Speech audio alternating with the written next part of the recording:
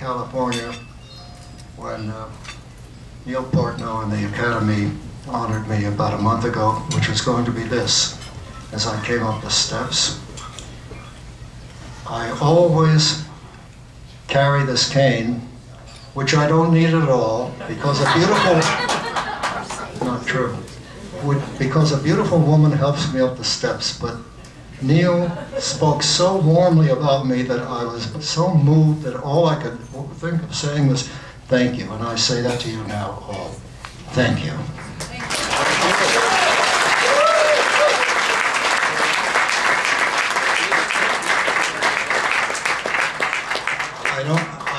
I don't want you to believe all the things that David and other people have said about me, because I want you to know that you are looking at somebody who is so damn stupid that it never occurred to him to say, hey, why don't we record this tonight? I mean, how would I not think of recording it?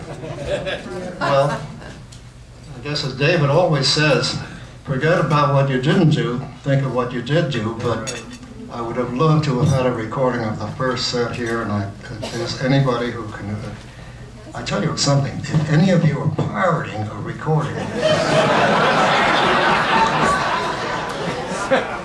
I want you to know, I ain't gonna snitch. But see me either in the men's room or in the bookroom, and make sure nobody is watching. Listen, words fail me at times, and my wife is anxious for me to shut up, because she always says people don't want to hear it. Yes, we do. I know you do, I know you do. Look, this is one of the nicest moments of my life, and there are going to be more to come, because I ain't leaving.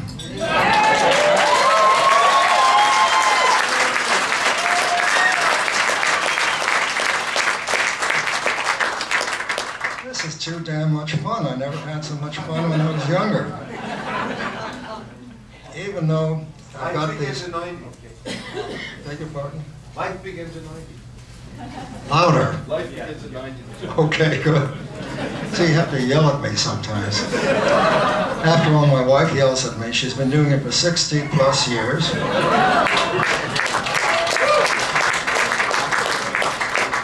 She's been threatening to leave me, and I'm scared to stiff that she might one day. But I have a feeling that somehow she realizes that if she weren't with me, I'd be dead and gone, I wouldn't be here. That's the truth.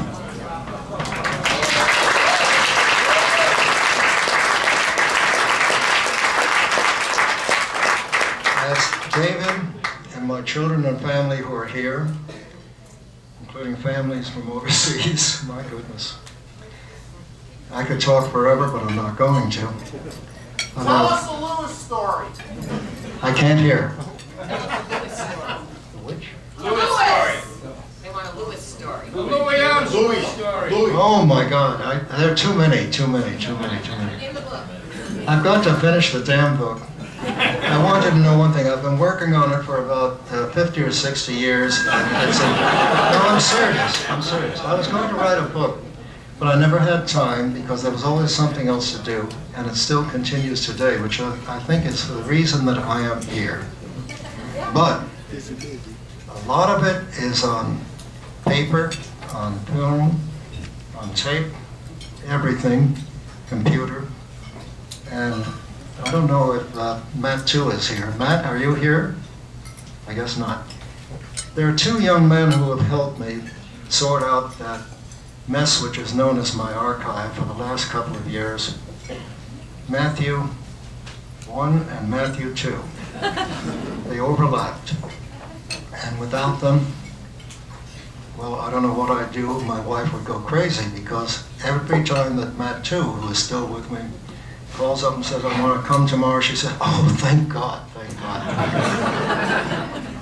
I'm going to give the house back to her after all the papers and the records and the tapes and the photographs and the God knows what else are neatly organized, and I'm going to give them away, but not yet. And I'm going to shut up. I thank you one and all. I especially thank Tony Bennett and Paquito, who I didn't expect to come. Why not? And, well, I didn't ask them, which I think is the nicest thing of all about them. I gotta say one more thing. All through the 70-odd years of my life of working with musicians, I've met the most wonderful people in the world. Nobody tops Louis Armstrong, who was the absolute best. Duke Ellington came close. So did Earl Garner. So did Mahalia Jackson. Oh, so many others. But I met so many marvelous people who were not only talented, but they were good people. There were about 5 people that I met who were rotten SOBs. I'm not going to say who they are. A lot of you know who they are. They were. I'll write the book, but I may not mention who they are. But I just write them off because they were rotten people that I'm sorry that I ever met. But everybody else, I loved them. They were wonderful. And this band up here is something else.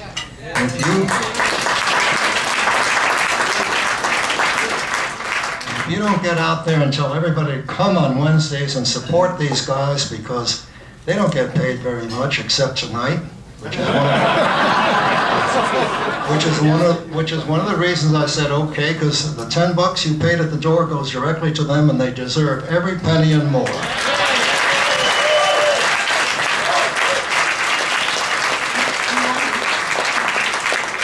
Let me tell you something. If you didn't have these musicians, you wouldn't have me. And vice versa. Well, yeah, vice versa, but that's all right. They are more important. And I hope they go on and on and on long after I'm gone, because that's why I did what I did for 70 plus years. And at this point, I'm going to shut up and say thank you. Thank you, George.